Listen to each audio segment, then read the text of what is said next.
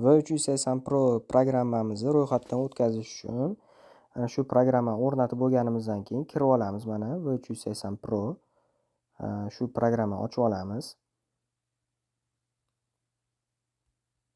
Ochib olganimizdan keyin ana shu joyga "Я прочитал вы согласен" bosamizda mana shu o'ng tarafdagi knopkasini bosamiz. Mana ochildi.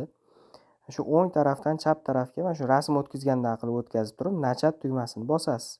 Kirganingizdan keyin pastda Google ni belgisi bor. Google ni belgisini bosasiz. Bosganingizdan keyin mana shunaqa Google ni akkauntingizni ko'rsatadi. Mana qarab turing. Yana qaytadan bosaman. Google ni belgisi bor pastda. Ana shu. Shuni bitta bosib olganimizdan keyin hozirgida akkaunt chiqadi. Undan keyin mana shu Aziya deganni tanlab olasiz. Подтвердить bosamiz. Далее принять, начать shunaqa narsalar chiqadi. Hali inglizcha bo'ladigan bo'lsa, next chiqadi. Undan keyin biz tashlab bergan QR kodni kirgazish uchun mana shu plyusni bosasiz. Использовать deb boshlanadi. Birinchidagini tanlaysiz va mana shu fonarning o'ng tarafidagi galereyani rasmini bitta tanlaysiz. Tanlaganingizdan keyin mana shu birinchida QR kod paydo bo'lib qoladi. Ana shunga bosasiz.